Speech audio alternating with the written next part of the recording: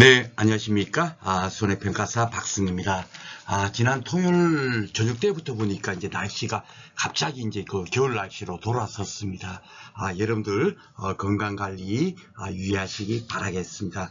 오늘은 그 작물의 분류에 대해서 이제 공부를 할 텐데, 작물의 분류를 조금 이제 범위가 굉장히 좀 많습니다. 실질적으로 뭐 분류한다 그러면 어떻게 분류하느냐에 따라서 수천 수만 가지로 나올 수가 있잖아요. 그죠? 예, 그런데 우리가 공부할 내용은 실질적으로 재배학과 관련돼서 어떻게 작물이 분류를 하고 있는가, 그 부분을 중점적으로 이제 제가 교재에다 실었는데, 그 부분도 의외로 꽤 많습니다.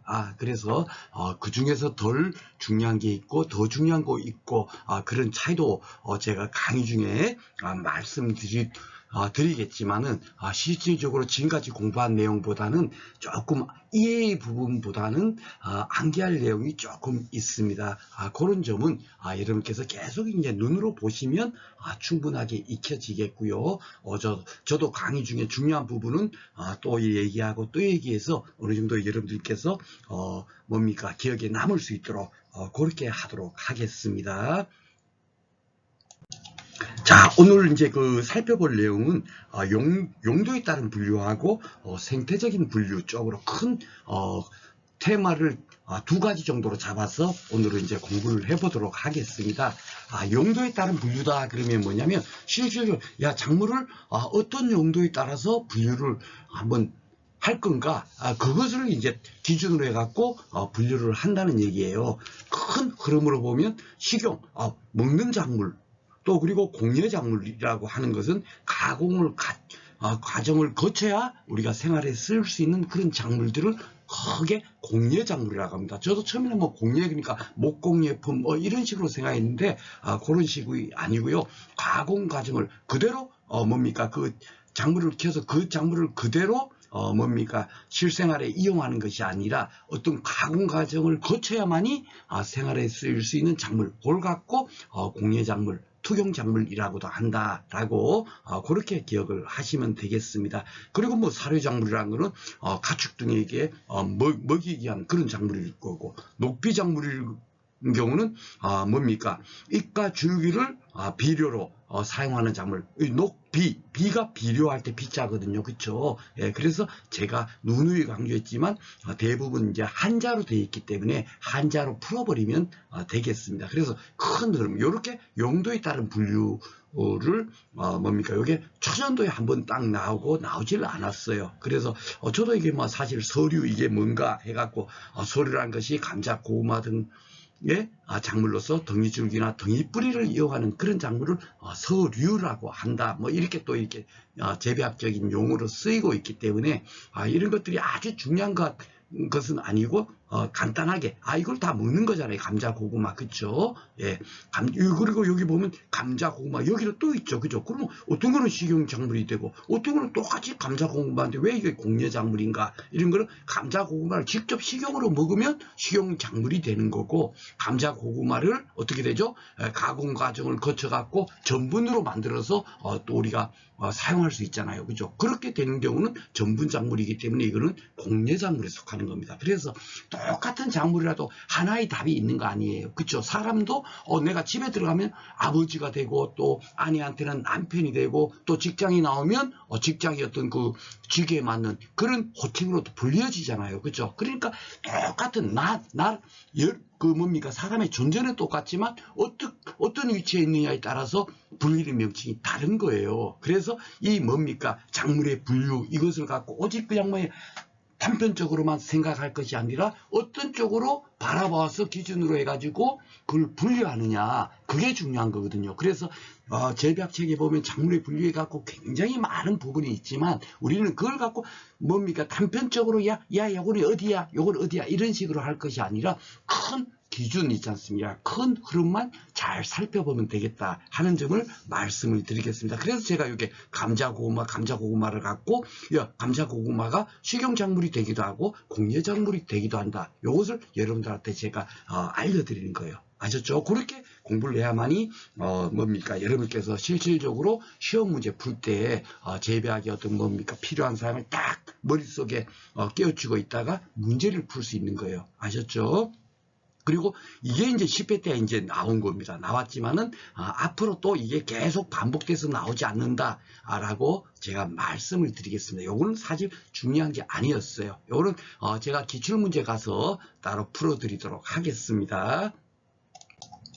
자, 그리고 이제 작물의 분류 쪽에서 이제 그 뭡니까 또 과실에 이제 뭡니까 과수 품목 있잖아요. 농작물 말고 과수 작물을 과실의 구조에 따라서 이제 분류를 하니까 인가류, 준인가류, 핵가류, 장가류, 각가류 뭐 이런 쪽으로 이제 그 또 학자들께서 분류를 하셨어요. 그런데 이것이 워낙에 시험 문제가 많이 나오고 또 그리고 우리가 뭡니까 과수 작물의 결과 습성에 따른 분류 그쪽에 가도 또 요 내용을 알아야만이 쉽게 그것을 기억하고 이해할 수 있거든요. 그렇기 때문에 요 내용은 굉장히 중요하다. 최근에는 출제 빈도가 조금 낮아졌습니다. 초년도에는 매년 한 문제씩 나왔어요. 이런 나왔던 것은 언제든지 다시 나올 가능성이 있지 않습니까? 그죠? 최근에 다른 것을 내다 보니까 이것이 안 나왔을 뿐이지 다시 출제될 가능성이 높다. 그래서 꼭 이제 이것을 뭡니까 이 분류에 대해서 정확하게 기억을 하셔야 되는데 먼저 밑에 거 먼저 볼게요. 밑에서 먼저 각가류 그러니까 딱딱하다. 뭡니까? 우리 각질할 때 각자 있잖아요. 그죠? 껍데기 뭐 그런 겁니다. 아니면 이제 뭐 굉장히 견고하다 뭐 그런 거잖아요. 껍질이 아주 딱딱한 거. 그런 것들을 각가류, 견가류라고 하겠죠. 그러니까 이런 것들은 공부하지 않아도 밤이나 호두 같은 거는 된방 각가류, 견고한 거 여러분들 아시잖아요. 그죠? 그리고 장가류 같은 게 뭐냐면 포도, 딸기, 석류, 브루베리, 무화과 이런 특징이 뭐냐면 그 과피 안쪽에 어떤 과일 즙 같은 과즙이 있는 거예요. 과즙. 포도 같은 거는 팍 우리가 깨물면 그 과즙이 있죠. 딸기도 딱 깨물면 과즙이 있죠. 석류도 어떻게 딱꼬를 깨물면 안에 과즙이 있잖아요. 그렇죠? 그런 것들은 다 장가류다 하면 그렇게 기억을 하시면 되겠습니다. 이것이 왜 제가 이렇게 따로따로 지금 현재 설명을 드리냐면 야 다음 중 뭐 장가류인 거 뭐냐 뭐 이런 식으로 출제가 돼요. 그런데 요 두 가지는 쉽게 우리가 알 수가 있죠. 그렇죠? 그런데 핵가류부터 이제 그러면 이제 한번 살펴보겠습니다.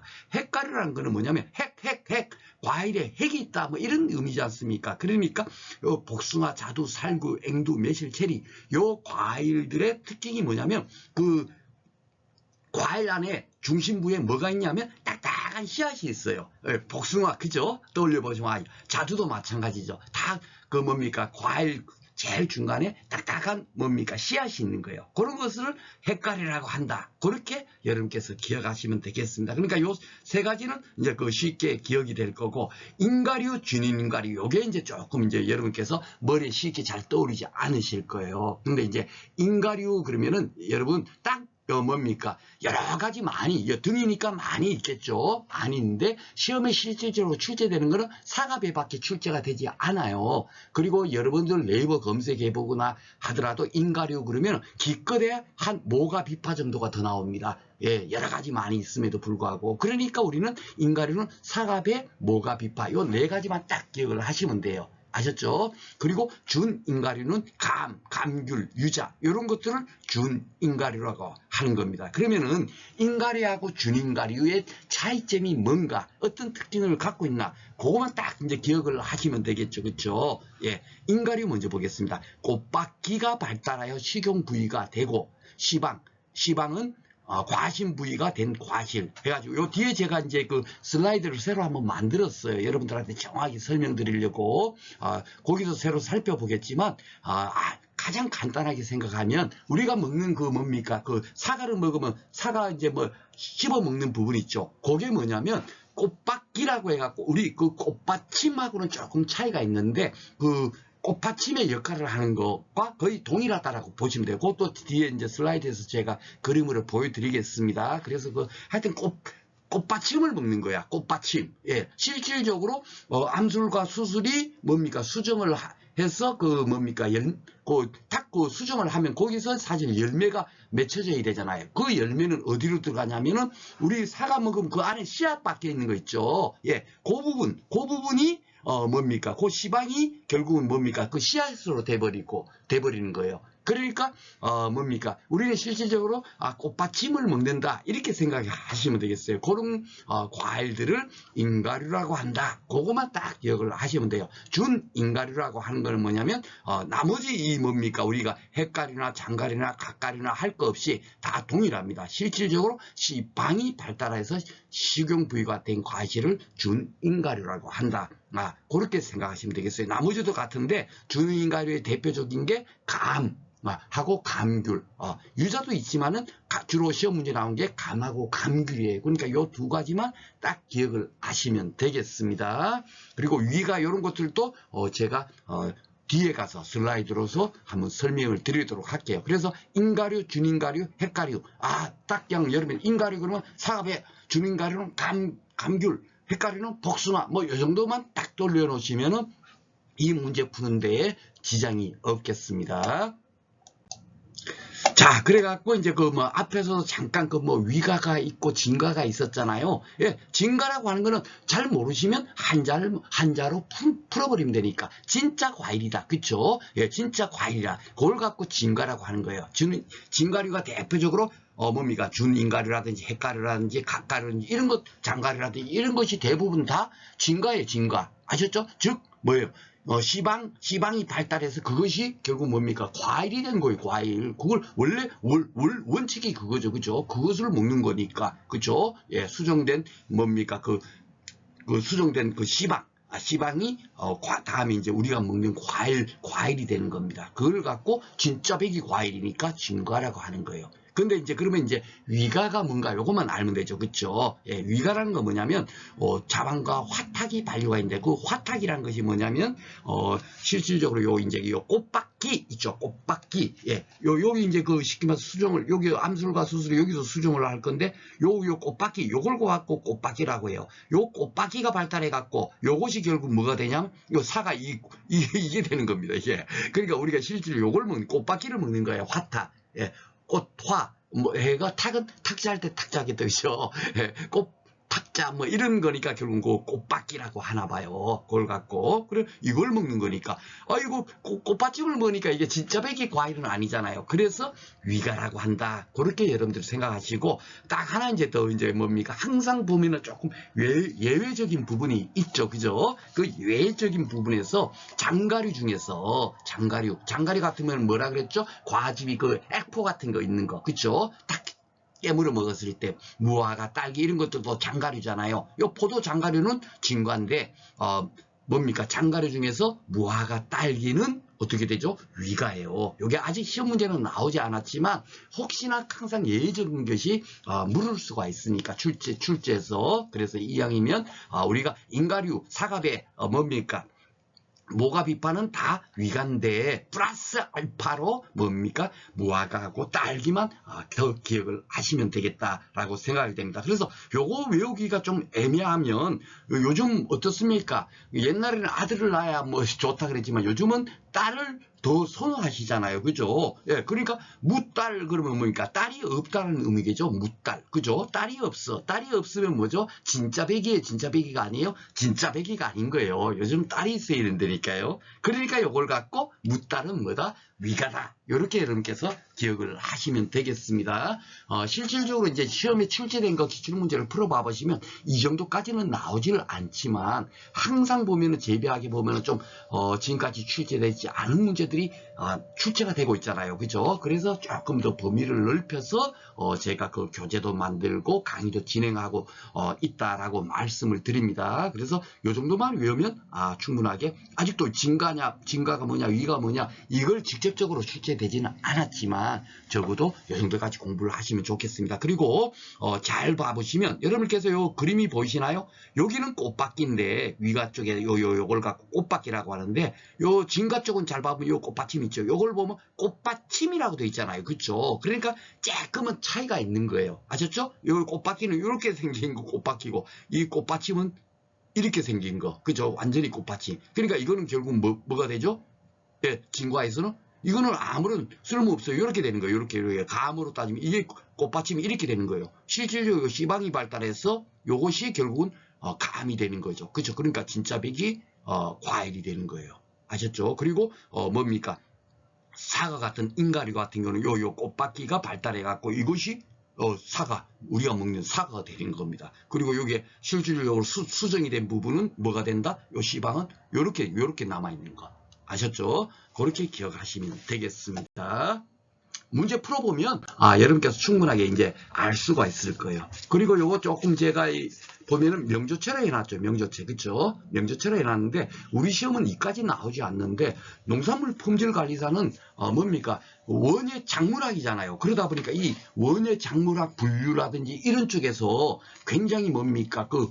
작물에 대해서 여러 좀 세부적으로 막 묻고 있어요. 그러니까 또 그러면 시방이 어디 있느냐에 따라서 또 이렇게 분류를 한 겁니다. 그래갖고 이것이 시험 문제가 출제가 되고 있어요. 그러니까 우리도 옛날에는 뭐 인가류가 뭐냐, 뭐 준인가류가 뭐냐, 헷가류가 뭐냐 여러 가지만 물었는데 이제 갑자기 시방 상위가다, 시방 중위가가 뭐냐 이런 식으로 물으면 또 이거 뭐야 처음 봤는데 하고 이렇게 당황하게 되잖아요. 그렇죠? 그래서 이걸 갖고 절대적으로 공부하라는 의미가 아니고 한 번이라도 봐놓으면 충분하게 우리가 문제를 풀 수가 있거든요. 그래서 시방 위치에 따른 분류. 그러니까 제가 말한 작물의 분류는 진짜 어떻게 보느냐에 따라서 수만 가지로 분류가 된다니까요. 아까 말한 뭡니까? 고구마 감자 같은 것도 식용작물이 됐다, 공예작물이 됐다 이런 것처럼 그렇죠? 예, 그런 쪽으로 뭐 분류를 하자면 끝도 한도 없어요. 그렇지만은 과수편에 우리가 인가류, 준인가류 이게 워낙 많이 나오다 보니까 그것과 더불어 갖고 조금 세부적인 부분 조금 더 이렇게 공부하려고 정리를 했는데 이것도 어떻게 공부를 하시면 가장 좋냐면 시방 하이가 먼저 보겠습니다. 요 등이잖아요. 등 그죠? 예, 특별한 기준도 없는 것 같아요. 요 양행도가 나오더라고요. 양행도 참 제가 검색을 해봐 보니까 근데 일일이 이걸 어떻게 다 외우겠습니까? 여기는 또 참다르게 있고 그죠? 그러니까 시방 하이가는 주로 딱 봐보면 사과배가 딱 나오죠. 요 녹색이 뭐냐면은 결국은 뭡니까? 농산물 품질관리사에서도 출제됐던 것이 이렇게 대표적인 요런 품목들을 가지고 출제가 된 거예요. 아셨죠? 그렇기 때문에 적어도 요 정도만 딱 기억하시면 충분하게 풀 수가 있겠다라는 생각이 들어서 제가 특별히 또 녹색으로 이렇게 표기를 해놓은 겁니다. 그래서 하이가는 보니까 주로 뭐예요? 그렇죠. 예, 인가류. 그렇죠. 인가류가 시방 하이가다. 시방이 쉽게 말해서 어디 있냐? 뭡니까? 꽃잎 수술보다 지방이 아래에 있더라. 뭐 이런 거죠. 그렇죠. 예, 그러니까 하위가다. 시방이 밑에 있다. 그렇게 여러분께서 돌리시면 됩니다. 그래서 인가류, 준인가류, 헷가류, 각가류, 뭡니까? 장가류, 기준만 잘 이해해 놓고 나면 나머지 부분은 거기에 맞춰 갖고 여러분께서 뭡니까? 같이 이렇게 연상해 버리면 되겠습니다. 그리고 지방 중립가는 어떻게 쉽죠? 왜냐하면 복숭아는 헷가류니까 씨앗이 딱 중간에 박혀 있으니까 아이고 이거는 중립가구나. 예, 복숭아 같은 이런 거. 헷가류는 지방 중위가구나 이렇게 생각하면 되겠습니다. 그리고 지방 상위가는 감귤, 포도 이런 것들이 있으니까 감귤은 뭐죠? 준인가류, 포도는 뭐죠? 장가류, 그렇죠? 예, 이런 것들은 지방이 위에 있구나. 이렇게 여러분께서 기억을 해봐 버리면 딱 뭡니까? 끝나버리는 거예요. 아셨죠? 주로 출제됐던 품목들이 그냥 자동적으로 그냥 딱 대표적인 품종들이니까 자동적으로 떠오르게 되겠죠. 그래서 이것도 내년에 이제 나올지 안 나올지 11회 때 저도 뭐 자신할 수는 없지만은 농산물 품질 관리사에서 출제됐던 문제들이 가끔씩 우리 시험 문제 불이타 문제로 나오고 있으니까 이왕이면 요까지를 공부하자 해서 교재에다 추가해서 실었고요.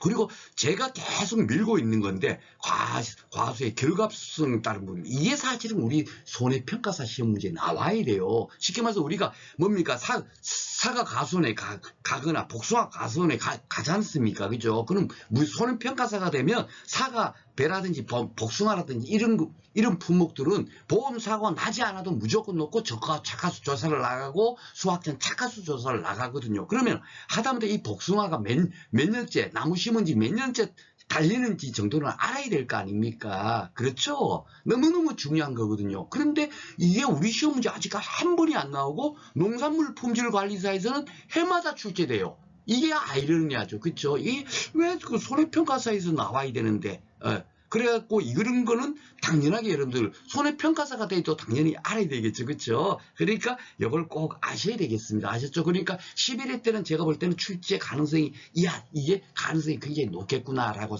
안 나온 데서 나온다면 바로 이 부분이 나올 가능성이 높아요. 그런데 이것을 공부하기가 어렵나 하면 어렵지 않습니다. 제가 그래서 인가류, 준인가류, 뭡니까? 핵가류, 각가류, 경가류, 장가류, 경가류 그것을 꼭 기억하시라고 한 이유가 뭐냐면 그것만 딱 기억해 놓고 있으면 이거는 쉽게 해결이 돼요. 뭐 예도 없습니다. 자, 먼저 한번 보겠습니다. 3년생 먼저 볼까요? 3년생 과제 결실하는 과수는 뭐만 있어요? 인가류가 해당돼. 사과, 배, 뭡니까? 모가, 빗밥. 그죠? 예. 아이고야, 사과가 3년째, 나무 심은 지 3년째 달리는 겁니다. 아셨죠? 가지가 나고 해봐봐야 그 1년, 2년째는 안 달리고 3년째 돼야만이 사과가 달리는 거예요. 아셨죠? 예. 너무너무 쉽죠. 그러니까 3년생 가지에 결실하는 거는 인가류더라. 그리고 그러면 2년생 가지에 결실하는 거는 핵가류. 저 핵가류는 뭐예요? 씨앗이 중간에 딱 박혀 있는 거. 복숭아, 자두, 살구매실. 뭐 이 등등등등 있겠지만 하여튼 씨앗이 중간에 박혀 있는 거는 다 뭐야? 핵가류고. 그거는 몇 년째 달리더라? 그렇죠? 2년. 왜? 2년이 이거 외울 필요도 없어요. 지금 1년생, 2년생, 3년생 밖에 없잖아요. 그러니까 씨앗이 중간에 박혀 있으니까 중간이니까 헷갈려. 이렇게 기억해도 되겠죠. 그렇죠? 예, 이런 암기하더라도 우리가 어떻게 슬기롭게 좀 머릿속에 오래 기억할 수 있을까? 예, 그런 것들도 잘 이렇게 결합하면 무대뽀로 공부하면은 그게 뭡니까? 잘 안 남아있죠. 그렇죠? 그러니까 그렇게 여러분께서 기억하시면 되겠습니다. 헷갈리는 그러니까 중간에 있으니까 1, 2, 3년 중에서 중간인 2년 이렇게 다 기억하시면 되겠죠. 그러면 나머지는 뭐예요? 1년생은 뭐예요? 준인가류, 장가류, 각가류. 우리가 앞에서 제일 처음에 뭡니까? 과실의 구조에 따른 분류 이제 공부했잖아요. 인가류, 준인가류, 핵가류, 장가류, 각가류, 그죠? 예, 바로 그것만 딱 기억해 버리면 요 결과 습성은 쉽게 공부를 할 수 있겠습니다. 그쵸? 예, 그래서 요 금년에 출제 가능성이 굉장히 높다라고 여러분들한테 제가 다시 한 번 더 강조를 드리겠습니다. 자, 그러면 이제 지금까지는 과수를 이제 공부를 했고, 그러면 이제 채소도 이제 또 여러 가지로 이제 뭡니까? 분류할 수 있겠죠. 그렇죠? 그런데 이것도 우리가 앞에서 뭡니까? 온도편에서부터 계속 제가 여러분들하고 뭡니까? 같이 공부를 했을 거예요. 호원성 채소, 호원행성 채소, 이런 것들도 공부하고, 호원성 채소는 그러니까 잎줄기 뿌리 채소가 호원성 채소고, 뭡니까? 열매 채소는 호원행성 채소더라. 우리 이런 공부도 했죠. 그쵸? 예. 그게 바로 그거예요. 그런데 이것이 너무너무 중요하죠. 예. 열매 채소는 뭐냐? 이게 다 열매. 이걸 왜 막 두 문자로 공부하시는 분들이 있으세요. 절대로 그렇게 하시면 안 됩니다. 그냥 열매는 다 뭡니까? 이 과채류다. 이렇게 하고. 뿌리 채소니까 뿌리 근자니까 근채류. 요 앞에 거는 한자하고 뒤에 거는 우리나라 말인 거예요. 그쵸? 예. 그러니까 근채류라고 나올 수도 있고 뿌리 채소라고 나올 수도 있겠죠? 다 뿌리예요. 그죠? 뿌리. 감자, 고구마도 실질적으로 덩이 줄기, 덩이 뿌리 이렇게 하지만 실질적으로 이게 뭡니까? 뿌리잖아요. 그쵸? 예. 사실 따져보면 감자는 격이기 때문에 줄기에 가야 되는데 그렇게 또 그래서 이제 뭡니까 작물의 분류도 마찬가지. 선생님 여기는 뭐 줄기란데 여기는 왜 뿌리라고 해요? 이렇게 뭡니까 따질 필요가 없는 거예요. 다 보는 데 따라서 조금 다른 겁니다. 아셨죠? 예, 실질적으로 이게 따지고 보면 뭡니까 줄기 채소에 가야 되죠. 그렇죠? 예, 그렇지를 않습니다. 그래서 여러분들께서 뭡니까 어떤 때 여러분께서 공부하는 교재는 이게 다르게 돼 있는데 박선 선생님 왜 이렇게 구분해 놨을까?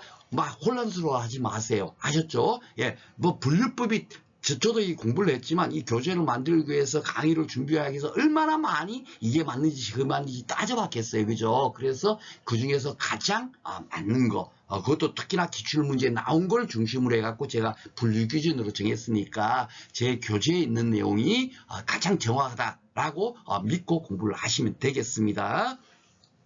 자, 그리고 이제 역경채소라는 거는 잎사귀엽이고 잎이고 경은 줄기니까 잎줄기 채소. 그쵸? 예, 다 잎줄기 채소. 근데 양파, 마늘 같은 건 또 뭡니까? 이걸 갖고 더 해갖고 세부적으로 구분하면 뭐예요? 비늘줄기가 되니까 이거는 또 인경체류다. 이렇게 또 나올 수 있잖아요. 그러니까 분류에 따라서 너무너무 이렇게 복잡한 거예요. 그러니까 큰 틀로 이렇게 공부를 일단 하면 된다라고 말씀을 드리고, 마지막으로 또 아유 꽃채소라고 해갖고 또 바라보는 걸, 야 꽃을 먹는 거 이걸 갖고 뭡니까 따로 또 분류를 해놓은 거예요.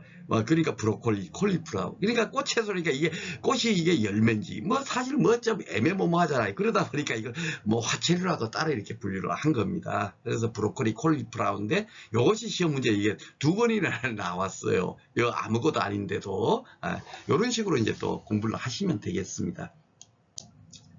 자, 그리고 이제 이 부분도 뭐 생태적 분류에서 막 뭡니까 또 여러 가지 이렇게 분류법이 있는데, 요거는 시험 문제 사실 공부 나온다기보다는 우리가 앞으로 배울 일장형, 식물의 일장형에 가면은 요 부분이 조금 필요해요. 그러다 보니까 완전히 배제하지 않고 뭡니까 현재 이렇게 뭡니까 그 생존 연원에 따라서 분류하는 것도 어떻게 분류되는지 한번 살펴보자 해서, 가볍게 살펴보자 해서 제가 교재에 실었습니다. 자, 요 먼저 1년생 작물을 하면 하작물이라고 돼 있죠. 그렇죠?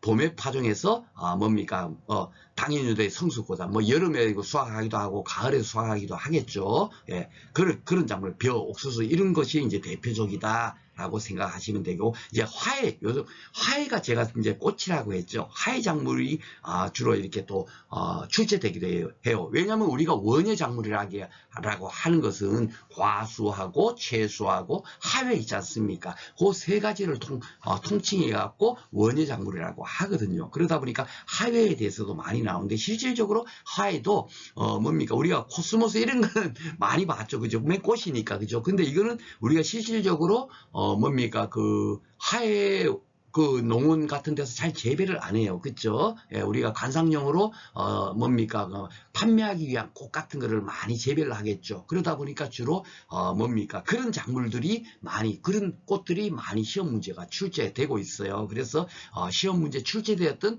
뭡니까 하의 작물에 대해서는 따로 제가 녹색으로 다 표기도 해놓고 하니까 뒤에 가서 거기 가서 따로 이렇게 공부를 하시면 되겠습니다. 그래서 가볍게 뭡니까 하여튼 가을에 피는 꽃, 예, 꽃이 피면 그걸 갖고 1년생 작물, 하작물이라고 한다라고 생각하시면 돼요. 대표적으로 이렇게 코스모스는 가을에 꽃 피는 거 아시죠? 그렇죠? 그러니까 뭡니까 봄에 뭡니까 파종해서 가을에 이렇게 뭡니까 꽃이 피어서 이제 그해 성숙, 고사까지 한다. 그런 것을 1년생 작물이라고 하고, 월년생 작물이라는 건 뭐냐면 가을에 파종하는 게 똑같이 1년짜리인데도 가을에 파종해서 다음에, 그러니까 쉽게 말해서 2년생이죠. 원래로 따지면 그죠. 가을에 파종해서 다음에 뭐 봄이라든지 여름에 뭡니까 수확하고 그 다음에 이제 죽는 그런 이제 뭐 그 작물들이 있겠죠. 그렇죠? 그런 것들을 월년생, 그 해를 넘기니까 월년이라고 하고, 또 뭡니까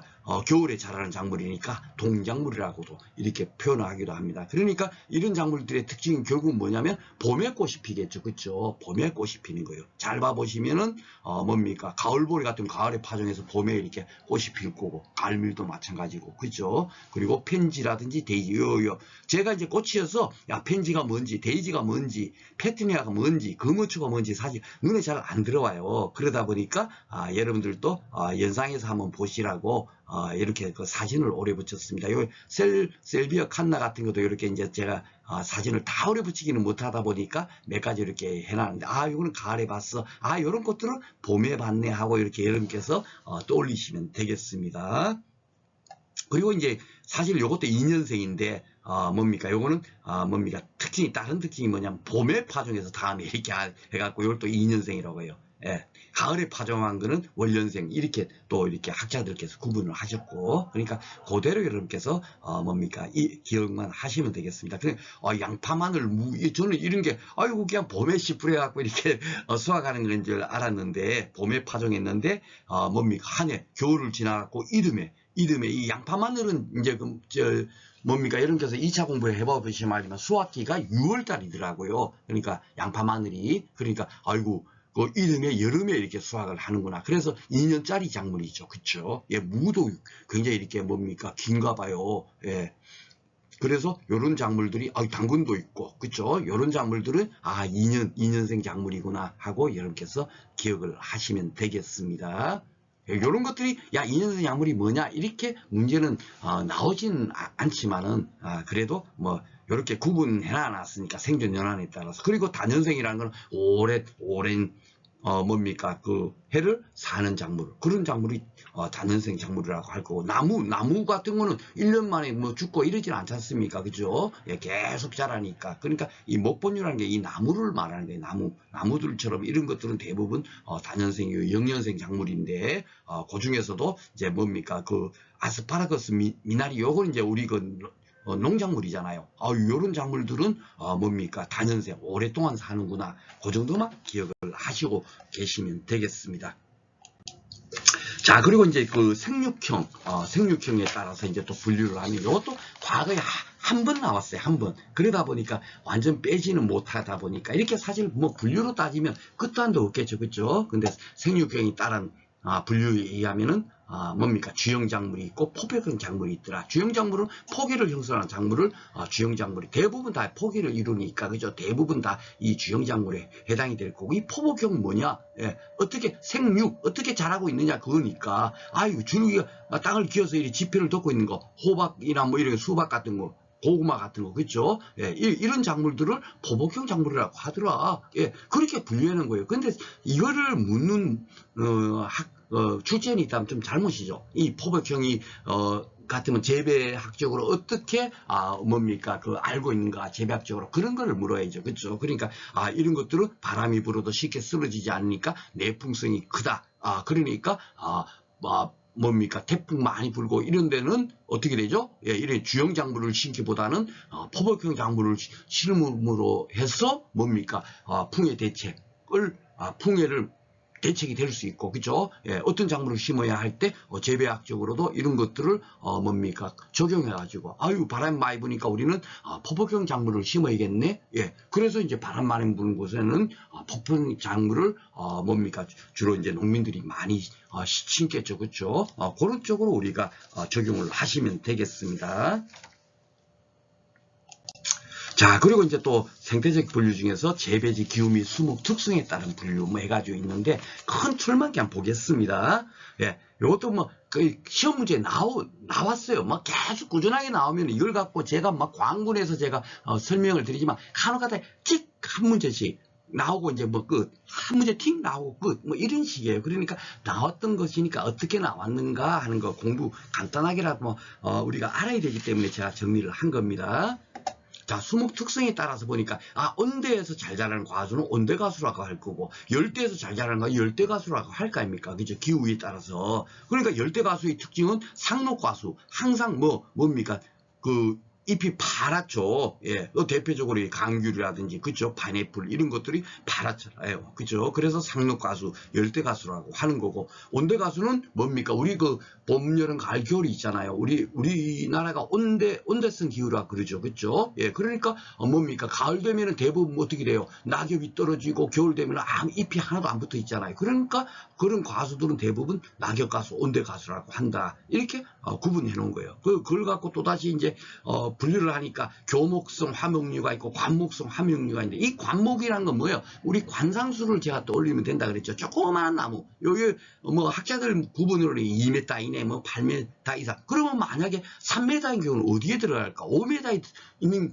정도 되는 나무는 어디에 들어갈까? 그런 또 애매함이 있어요. 그래서 이 분류도 사실은 정확한 게 아니에요. 아셨죠? 그런데 이게 시험 문제 가끔 가다가 이렇게 나오니까 뭡니까? 관목성은 주로 조그마한 나무들, 그렇죠? 2m 이내니까, 그렇죠? 예, 관상용으로 보는 거. 예, 그러니까 진달래, 무궁화, 개나리, 라일락, 블루베리, 산딸기 좀 작죠, 그렇죠? 그런 걸 관목성 화묘lun이라 하고, 교목성은 좀 큰 거, 예, 8m 이상이지만 실질적으로 꼭 8m가 안 되더라도 좀 큰 나무는 교목성 나무다 해갖고 벚꽃, 철쭉, 목련, 뭐 사과배, 복숭아, 자두 뭐 이런 걸 내가 산수유, 동백나무, 노각나무, 이팝나무, 배락나무, 감귤나무 이런 것들이 교목성이더라. 이렇게 여러분께서 기억을 하시면 되겠습니다.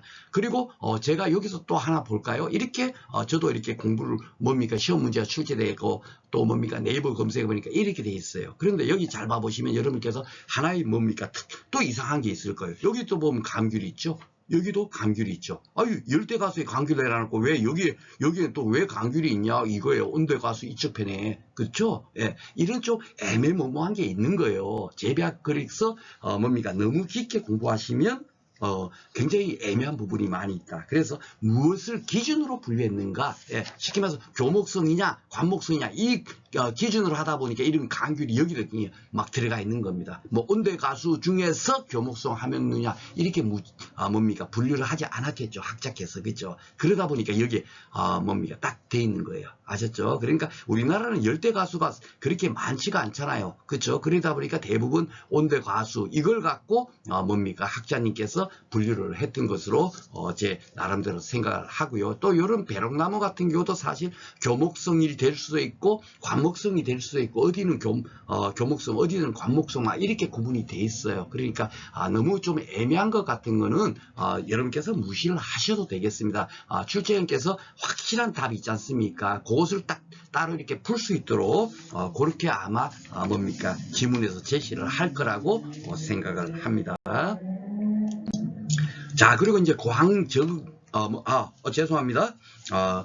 온도 적응성에 대해서 살펴보면요. 이거는 워낙에 많이 우리가 공부를 했죠. 그쵸? 예. 그래서 호온성 채소는 주로 뭐다? 예. 뭡니까?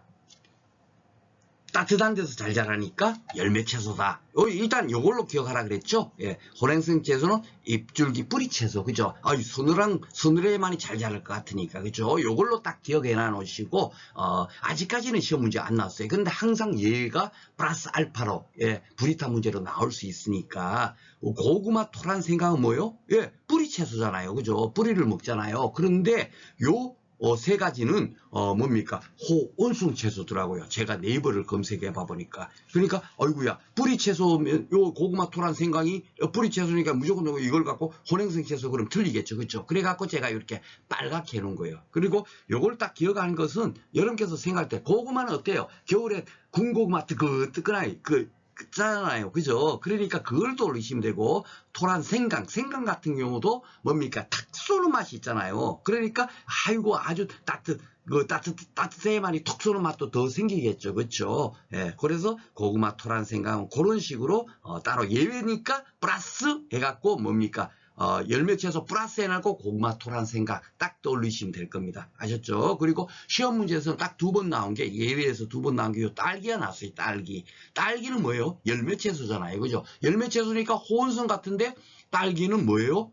호랭성 채소거든요. 그러니까 요게 시험 2번 나온 거예요. 그러니까 제가 요것도 같이 공부하자라고 말씀드리고 있습니다. 그래서 요 딸기가 호랭성 채소 2번 나왔으니까 반드시 알아야 되죠. 그러니까 잎줄기 뿌리 채소는 호랭성 채소인데 플러스 딸기 거기다 또 지금까지 안 나왔지만 또 뭐가 있나 보니까 완두, 잠두 이런 것들이 뭡니까 호랭성 채소입니다. 아셨죠? 요게 이제 원래는 아주 뭐요? 열매잖아요. 열매. 그쵸? 완두 잠두가 열매인데 호온성이 돼야 되는데 혼냉성이에요.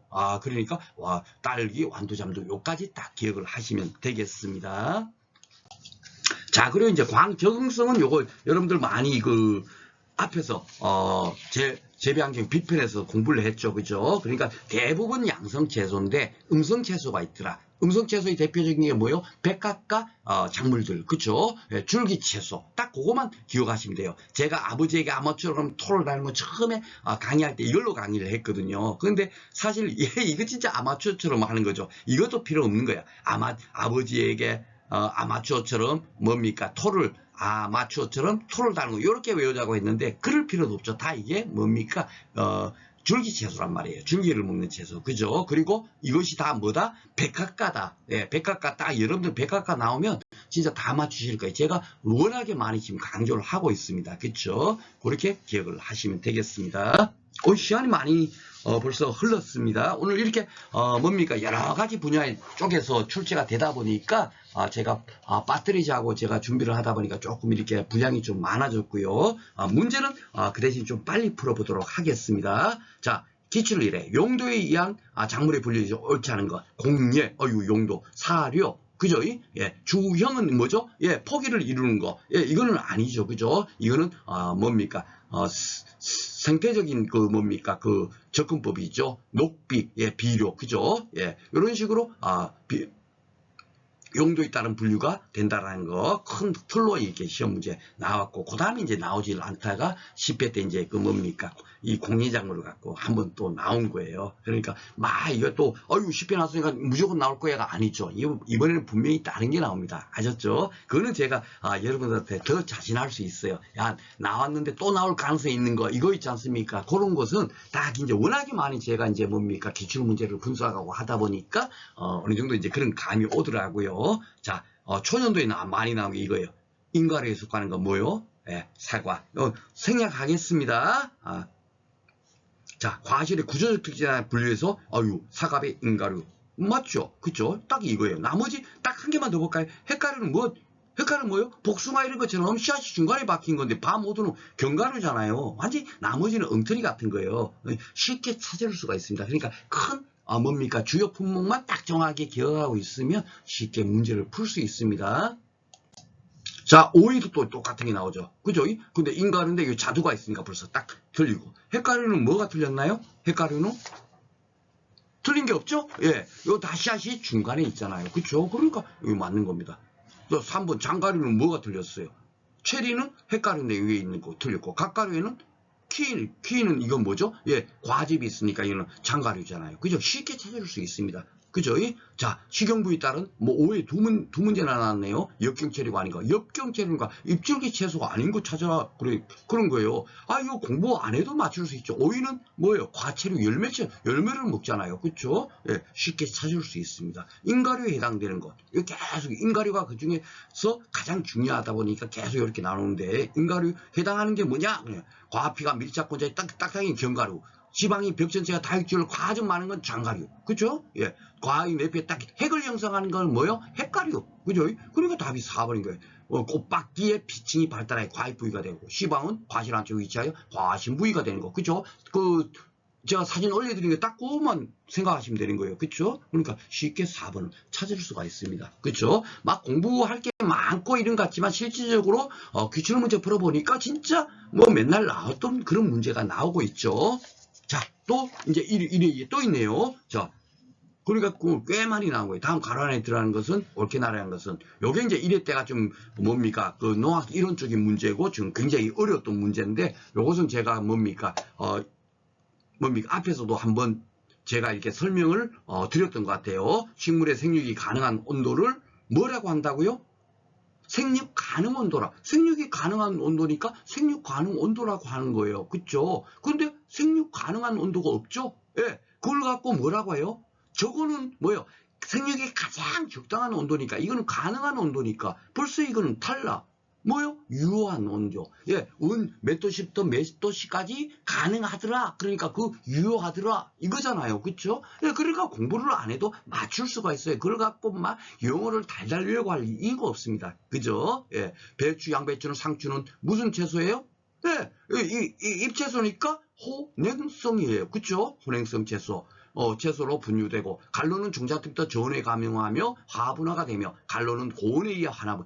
화분화가 되는데 요거는 이제 준화철이 가면 제가 새로 한번 설명드리겠지만 보통 뭡니까 좋은 처리가 하는 게 맞는 거예요. 예, 대부분의 작물들이 좋은 처리를 하는데, 오직 하나 상추는 이상하게 고운, 이게 지금 예외가 되겠죠. 그쵸? 딸기가 뭐죠? 원래로 따면 열매 채소니까 혼성 채소여야 되는데 그게 혼행성 채소로 되지 않습니까? 그런 것처럼 요것도 예외적으로 상추는 고온으로 준화 처리한다. 요거 하나 여러분께서 또 기억해 놓으십시오. 그래서 제가 빨갛게 교재도 이렇게 넣어놨습니다. 요게 시험 문제 2번 나왔어요. 상추 요거 갖고 요걸 아느냐 모를 갖고. 아셨죠? 이렇게 1회 때 나왔던 거지만은 제가 무시하지 않고 다 풀어드리는 이유는 바로 그거예요. 그것이 매년 나오지는 않지만 다음에 언젠가 또 이렇게 갑자기 불쑥 나타나면서 출제가 되고 있으니까. 아셨죠? 자, 주파 1년째. 이 초년도에 이렇게 나왔죠. 가을에 파종한다 그러니까 결국 뭡니까? 봄꽃만 찾으면 되죠. 봄꽃. 그죠? 봄꽃이 뭐예요? 펜지. 그죠? 예. 이때 쉽게 찾을 수 있겠고, 나머지는 다 가을꽃이죠. 자, 가수의 생육 특성이 바르게 짝지어진 것 이렇게 나온 거예요. 막 봐보세요. 교목성 이런 식으로 해야 온대 이런 식으로 나왔죠. 예, 사과는 어떻습니까? 예, 큰 나무니까 교목성이고 온대 맞아요. 블루베리는 관목짝뿐만 하니까 관목이 맞겠고 온도에 맞겠죠. 참대라는 뭐죠? 예, 덩쿨 나무니까 덩쿨성은 맞고, 그죠? 그러니까 분류에 따라서 또 이걸 덩쿨성 막 이렇게까지 돼 있는데, 이거는 뭐 우리 상식적으로 우리가 알 수 있죠. 참다래, 그죠? 예. 그리고 아열대, 아니죠. 예, 참다래 우리나라에서 잘 자라죠. 온대과수입니다. 그렇죠? 그러니까 이게 틀린 거고, 온주밀감은 감귤은 상록성이잖아요. 그죠? 예, 아열대 과수, 그죠? 예, 나무 틀린 게 이렇게 3번이 되겠습니다. 이런 식으로 나오는 겁니다. 그래서 가볍게만 공부하셔도 충분하게 문제를 풀 수가 있어요. 이거 많이 나왔죠. 그렇죠? 오늘 한 두 문제 정도씩, 옛날에는 이렇게 많이 나왔는데 최근 들어서는 이제 조금 이제 뭡니까? 추세가 새로운 쪽, 옛날에 나왔던 문제 형태가 아니라 새로운 문제 형태로 출제가 되고 있어요. 그래서 그것을 제가 대비하고자 뭡니까? 농산물 품질 관리사에서 출제되고 있는 것, 최근에 그런 것들을 뭡니까? 교재에 많이 실었고 그 내용을 오늘 그 강의까지 했습니다. 자, 혼행성 채소 작물, 혼행성이니까 잎줄기 뿌리 채소만 딱 찾으면 돼요. 그죠? 벌써 가지는 열매니까 아니고, 요 고추 열매 아니죠. 오이, 토마토 다 열매잖아요. 그쵸? 양배추 잎 맞고, 딸기는 열매인데, 뭐죠? 그렇죠. 요 예외다. 그래서 요렇게 시험 문제 나오는 거예요. 그러니까 딸기에다가 제가 형황 바탕으로 딱 치르는 이유가 그거죠. 아셨죠? 바로 그런 거. 우리가 공부하더라도, 여기에 시험 문제 나올 것 같아 하고, 그렇게 목적의식을 갖고 공부를 해야만이 머릿속에 싹, 뭡니까? 남아있겠죠. 예. 자, 육회. 백화과에 속하는 단연생 작물로. 백화과 이제 이거 진짜 제 강의 들었던 분들은 이제 따대기 않죠? 줄기채소, 그죠? 근데 단연생이라고 했어요. 단연생, 아스파라거스, 영영생, 그죠? 예, 미나리. 그 농작물로 보니까 아스파라거스, 미나리 이런 것들이 영영생 작물이더라. 그죠? 그런데 이건 몰라요. 단연생 이런 거 몰라도 줄기채소 쉽게 찾을 수 있겠죠. 백화과, 그죠? 예. 참 많이 제가 그 강조를 드렸던 것 같습니다. 쉽게 찾을 수가 있죠. 이렇게 뭐 백각 아니면 우리가 어떻게 해야 일일이 샐러리는 무슨 과인지, 브로콜리는 무슨 과인지, 시금치는 무슨, 일일이 공부하려고 하면 그게 끝도 한도 없어요. 또 외워지지도 않고. 그렇죠? 작물만 해도 얼마나 많겠습니까? 그죠? 예. 그래서 큰 줄기로 이해를 하시면 충분하게 못 풀 문제가 없다 생각이 듭니다. 기출 치료해볼까요? 온도 적응성. 그렇죠? 예. 온도, 이거 앞에서 제가 한번 제가 온도편에서 풀어드렸어요.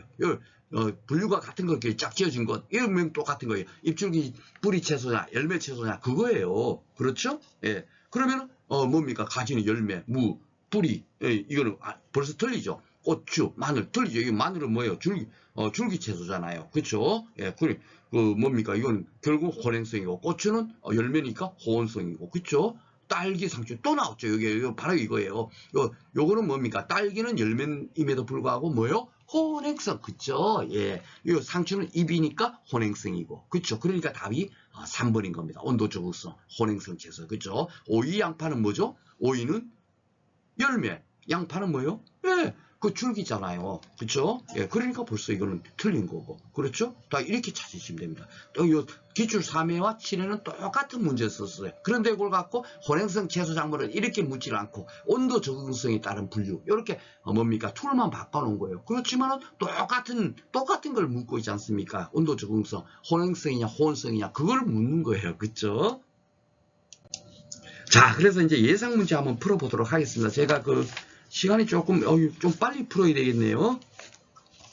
조금 욕심을 냈습니다. 여러분들 새로운 문제, 새로운 패턴, 기출 문제 기존에 지금까지 나왔던 문제 보니까 특별한 게 없어요. 그렇죠? 그러다 보니까 좀 이제 새로운 문제를 적응하고자 문제를 만들어 봤습니다. 불확실성 특성, 옳게 묶은 거 이런 식으로 나올 수가 있죠. 예. 그러니까 단감이 가냐 나냐 이런 거예요. 단감은 뭐죠? 단감은 진짜 백이 과일이니까 맞죠? 예.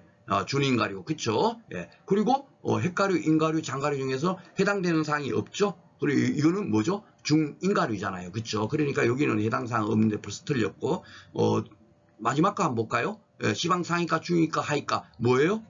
시방 상위가죠. 시방 하위가는 인가류, 그쵸? 예. 딱 그것만 기억하라고 제가 말씀을 드렸잖아요. 그러니까 벌써 이거는, 틀렸고, 사과는 위가 맞고, 그쵸?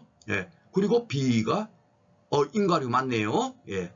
그러면 요거는 사과는 뭐요? 인가류니까 시방 하이가, 시방이 제일 밑에 있더라. 그러니까 꽃바퀴, 우리가 꽃바퀴가 과육 부위가 되고 그렇게 했잖아요. 그러다 보니까 하이가인데 A 상위가라 했으니까 아이고 틀렸네. 그쵸? 그렇게 찾으시면 되겠습니다. 3번 볼까요? 복숭아.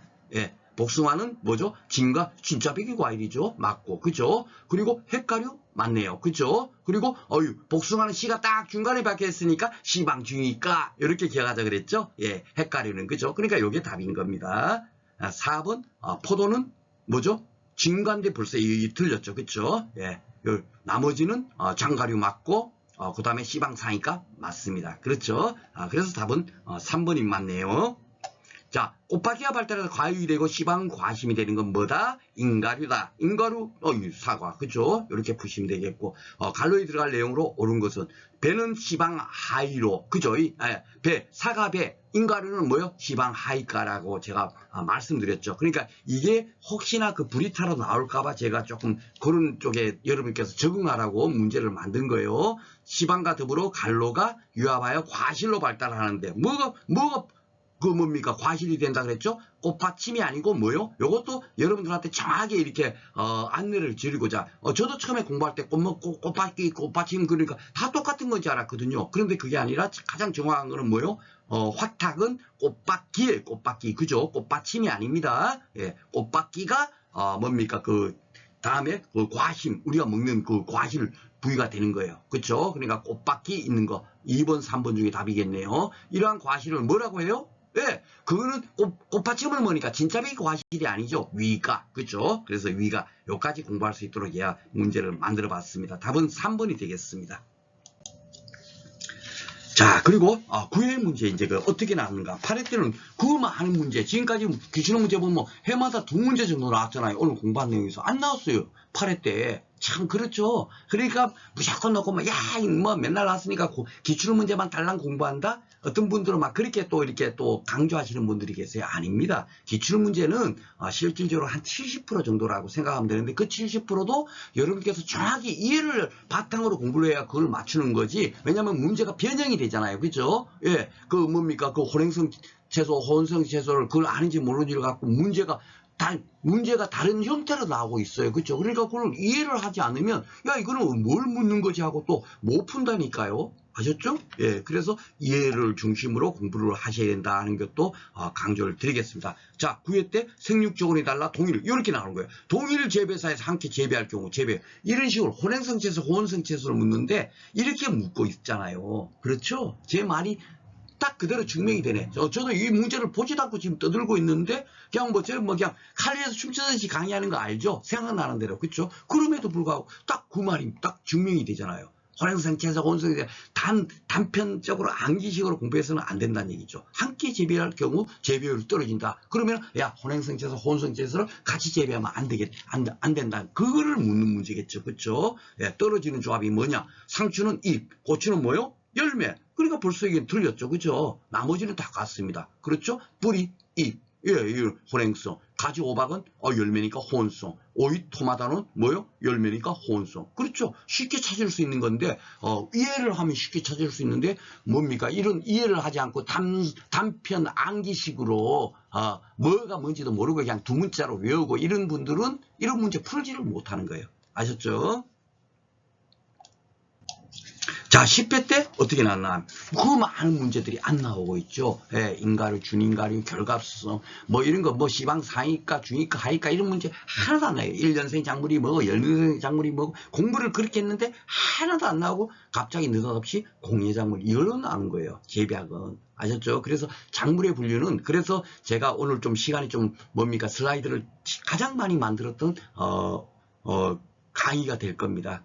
그렇지만은 그걸 갖고 일일이 이해시키려고 하지 않고 간단하게 이렇게 됩니다 하고 말씀드린 이유도 바로 그거예요. 그걸 갖고 우리가 무조건 나오니까 무조건 이게 처음부터까지 다 공부하자, 암기하자 하고 뭐 외쳐봐봐야 실질적으로 공허하죠. 앞에서 제가 재배환경이나 이런 쪽에서는 제가 막 중요한 내용을 굉장히 이해시키려고 막 이런 얘기 저런 얘기 하면서 좀 길게 설명한 이유는 뭐겠어요. 그것은 정확히 이해를 하고 있으면 어떻게 문제가 나더라도 다 우리가 써먹을 수 있는 지식이니까 제가 그렇게 한 거고 오늘 공부하는 내용 그리고 다음 시간에 공부하는 내용은 이 부분보다는 뭡니까? 그냥 단편 암기식인 그런 내용이 지금 많잖아요. 그렇죠? 예, 그런데 그게 그렇게 중요하지 않았다는 얘기죠. 그렇죠? 그래서 10회에서 공예작물 이렇게 해당되는 걸 모두 고르세요. 그 공예작물이 뭔가 그 의미만 알면 풀 수가 있는 거예요. 가공 과정을 거쳐야 그 다음에 이제 쓸 수 있는 거.